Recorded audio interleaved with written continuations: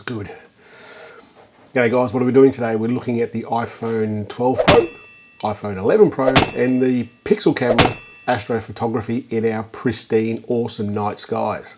Which one's best? Let's get into it.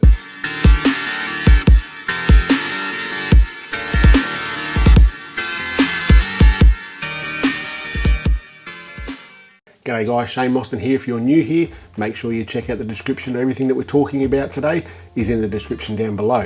Also, if you're new here, I do 2 videos each and every week, all about small sensor photography. That is smartphones, GoPros, action cameras, all that sort of stuff. And I bring you 2 videos each and every week. So hit the subscribe button, hit the bell, and you'll be the first to know what I'm doing each and every week. So I've been a photographer for about 10 years. I do weddings, family photos, portraiture, commercial work, all that sort of stuff. And I do a lot of astrophotography as well. Here in Kahuna, in north central Victoria, Australia, we have pristine skies. The skies are so clear. The nearest light pollution that we have is about 60 k's away.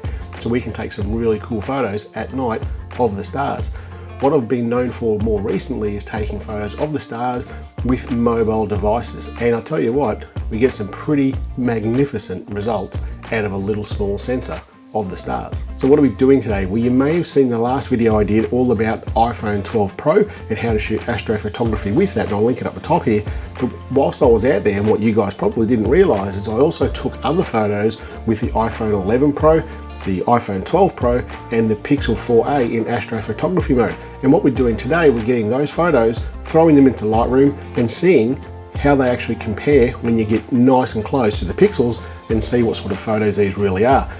After that, we'll go through and we will edit up some of these photos and we'll see which one edits the best. Alright, so here's the 3 photos that we're going to talk about here today. Now, if you want these photos, if you head over to phonephotoschool.com.au, go to the review section of that website and you can download the original files that I'm actually playing with here right now, and you can see for yourself on your own computer exactly how good these are. So there's 3 photos that we're looking at first, and then we'll look at another 2 from the Pixel and from the 12 Pro, and we'll have a look at how they were just as the sun was going down. And the first 3 that we're looking at is when the sun was almost fully down and you could see the galactic core with any photo that we took. So the first photo that we're looking at here, we'll go into the metadata on this and we'll see this one here is the iPhone 11 Pro. Now these are all shot, the iPhone ones were shot in low light mode, so I'll link up the top to that first video I was talking about there, and it talks about how to actually take these photos, but they were taken in low light mode or night mode on a tripod, so we shot for full 30 seconds. Don't worry about how this is composed at the moment, we'll edit it up later, but I'll zoom right in here and you can see on the iPhone 11 Pro just all those artifacts that I normally see with the iPhone 11 Pro. Don't get me wrong, I've always been impressed with the iPhone 11 Pro in night mode and what it can do, and what we'll see here now is if the other 2 are actually better. So go into the develop module into Lightroom. The first thing I do with these to see, really to push the file to its max, is hit the auto button, and the file, and then Lightroom will do what it thinks is the right thing. So I'll hit that now, and it lights up the image, throws a lot of brightness and stuff that basically increases the exposure. And I'll zoom right in now to the stars that are in the galactic core up here. It's worth noting you can see the galactic core there. It sits horizontal just above the horizon there, above those trees and above that little bit of cloud. So just based on that, it's pretty remarkable that a little phone, the sensor that's as big as your little fingernail, can pick up that much light. It's pretty impressive. So if I zoom into that there, you can see a lot of the artifacts. There's a lot there. So on a DSLR, you just wouldn't accept that. On a phone, I've always accepted it. It's a phone. So there's plenty of artifacts there. We'll head over now. This photo here is the iPhone 12 Pro. Just checking that. Yep, it's the iPhone 12 Pro. But I'll go into the develop module on this one as well. When I'll hit the auto button, we'll have a look at that one as well. So there's the auto. It made it a little bit brighter, I think. Yeah, a little bit brighter, not a lot brighter. So that's a positive step. We'll zoom in now and we'll have a look. So there are artifacts there, and what Apple have done with the algorithm that processes this in the night mode photo is substantially better than the iPhone 11. already the 12 is better than the 11. It's pretty impressed. I was pretty impressed when I took that photo initially. What I have noticed here though, if you have a look around these larger stars, and if you download the files, you'll see this yourself. Around these stars, there's like a haloing effect around the stars, and that I dare say, and I saw this on the Samsung Galaxy S10, I believe it was, that did the same thing. It took a really good photo of the Milky Way and the galactic core. I'll link it up the top. But it also had some halos, like a weird sort of halo around the stars. That's still pretty, well, that's even better than the 11, I think, and I reckon you guys would agree. But the difference between the two, if you were somebody who was had an iPhone 11 and you were looking to upgrade to the 12 Pro, just mainly for night photography, my honest opinion is that it's probably not worth it. The difference in those two photos, there's a lot more noise, and look, we'll edit some of that out later and we'll see how good it is. I don't know if it's worth spending that sort of money to upgrade just for this sort of functionality. It's better, but is it a couple of $1,000s better? In Australia anyway? Maybe not. Let's have a look at another one. This one here is the Pixel photo. Now the Pixel and the iPhone take photos very differently, so need to be mindful of that. So the iPhone takes a 30-second photo, whereas the Pixel will shoot for up to 4 minutes and something, but it takes a stack of photos and puts them all together. That's an astrophotography technique that's been around for a long time, stacking photos, and we do that mainly to reduce the noise, the digital noise in the photo. So what I'll do here, I'll hit the auto button. You can see it made it fairly bright. We'll zoom in there to the galactic core. I'll tell you, there's a little bit of artifacts around that. There's a little bit of haloing around some of the really bright stars, but I'll tell you what, between that photo, this is the Pixel 4a, in Australia it's $600, US it's $350. Between that 4a and the 12 Pro, the 12 Pro hasn't got anything on that 4a. The 4a just kills it, it just eats up those stars. There's the 4a, that's really impressive. So looking at that, you would probably agree that the Pixel 4a is going to be better. But with astrophotography, I don't know anybody who takes a photo of the stars, of the galactic core, without editing that photo, because you're going to bring out a lot more detail in that galactic core. So what we'll do now, we'll run through a very quick edit, and see what we can do with these photos. All right, so we'll go into the iPhone 11 first. I'm just going to hit the reset button, so I've got rid of that auto, and we'll do this a bit more manually. So I'm going to increase the exposure a little bit, and I'm going to increase the contrast a fair bit, lower the highlights, increase the shadows, and increase the blacks. Now I'll scroll down the bottom here to the noise reduction, and we'll increase that to see if we can remove some of those artifacts, and we generally can. I'm going to do the same thing here with all of the photos. We'll increase the sharpening. We'll hit the option button with the masking tool, and so we just want to put some sharpening into the stars, into the trees, and a little bit into the cloud on the horizon there. So that's where that sharpening is being applied to with that masking. And the horizon is crooked as a dog hind leg. Maybe I was drinking when I took this photo, I don't recall. So maybe I was, I don't know.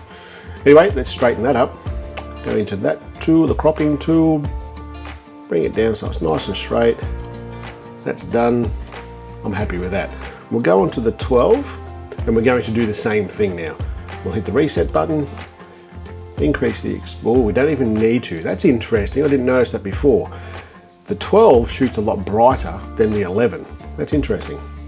So I'm going to increase the contrast here a fair bit, just to bring some more detail out of that core. You can see when I move that slider, the galactic core, when there's more contrast, you can see the detail in it a bit better. We'll decrease the highlights a little, increase the shadows, and increase the blacks. I'll go down now to the luminance tool, bring it up a little bit, just looking in that preview window there. That's interesting. When I push that slider further with the luminance tool, it removes those halos, but at the same time, if you look at the main photo, we're losing a fair bit of detail in that galactic core when we push that noise reduction too much. So we'll leave it around 25, I think that's fine. Bring the sharpening up a little, hit the option, the masking, that's kind of funky. That's all the cloud, the light cloud I think that is, yeah it is. So I'll bring that masking up so it's just on the stars and on the trees, just like we did with the other photo. And we'll fix up that rotating a little bit as well. Yeah, it's good. We'll use that elliptical tool now, and I'm going to put this elliptical tool across the galactic core. It's something that we didn't do with the 11, so I've got to do that. Reset that exposure, reset the clarity. I'm going to increase the clarity a bit and increase the temperature a little bit, just so we're seeing the core getting a little bit warmer. Yep, that's good. We'll increase the contrast on that and increase the dehazing a little bit. Yeah, I'm happy with that. So I'll go back to the 11. I'll do the same thing with that same tool, the elliptical tool. Bring that across. Put everything back to default like that. Increase the clarity, increase the temperature, increase the contrast and the dehazing, and that's that done there.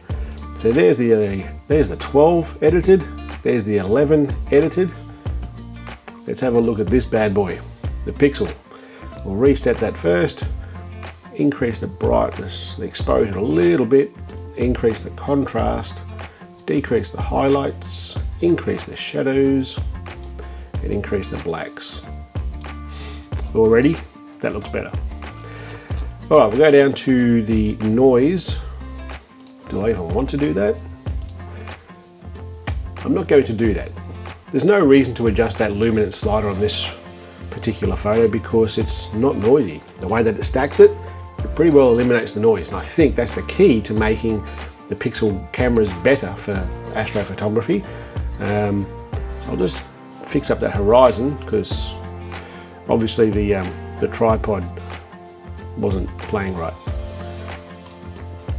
All right, I'm going to use that elliptical tool again over the top of that galactic core.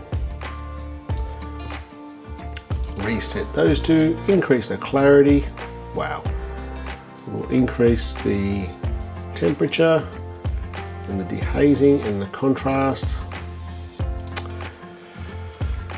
Yeah, that's pretty good, isn't it?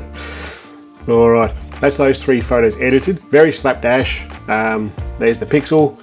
There's the iPhone 11 Pro, there's the iPhone 12 Pro, there's a $2,000 camera, there's a $350 camera. If you're going to go and buy yourself a camera or phone just for this camera, the Pixel's where it's at. What I wanted to show you though was this other photo. So I took another two photos, one with the 12 and one with the Pixel 4a, just after the sun was down, and I put one of these photos on a Facebook group that's all about the Pixel 4a, and I honestly think that some people didn't believe me. This was straight out of the camera. So it was on a tripod, it was in astrophotography mode. I think it was just dark enough for the astrophotography mode on the Pixel 4a. And I took this photo. It was reasonably wavy, there was a few waves there, but this is taken over a long enough time that the water's all smoothed out, which is pretty cool. And look at the detail in those trees. And if we keep scrolling up, there's the stars. The galactic core's not there quite yet. It's still a little bit too light in the day, but that's straight out of the camera. There's no editing on that at all. So that's pretty bloody impressive. If you go and look at now, have a look at the 12 Pro, the iPhone 12 Pro, exactly the same time of day and exactly the same sort of photo. It's pretty impressive as well. The 11 did it, just not as well. But I wanted to show you something that I found here. So you can see there the water's all smooth, just like it was with the Pixel. We'll scroll up in the air there's the stars. So it captured pretty much the same sort of light as what the Pixel did. You'll see the iPhone is somewhat brighter than the Pixel, and the Pixel was taken at the same time, maybe 40 seconds later. Isn't that interesting? The iPhone is a lot brighter. But what I did find is that when you zoom right into these trees, look at the haloing around those trees. It's almost like the iPhone couldn't quite work out what to do with the high contrasting of the trees and the sunset that was behind there. So it's given it this halo effect, kind of like a poorly done HDR photo, a high dynamic range photo, which may well be the way that the iPhone does this. But look, unless you were getting in like this on a computer, you probably wouldn't have seen that, to be fair. But that's a pretty good photo too.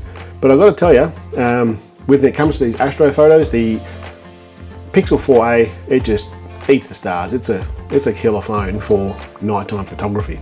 So iPhone 11 Pro, iPhone 12 Pro, both in night mode, on tripods, 30 seconds. Pixel 4a, $350 camera, on a tripod, shooting astrophotography mode and stacking those images all automatically. It's got to be easy. The Google has it. The Google just kills it. So head over to phonephotoschool.com.au. You'll see these files there for you. All 5 of those will be there for you, so you can download them at your leisure, go through them as you like, use them however you like, I don't mind. And I'll see you guys next week.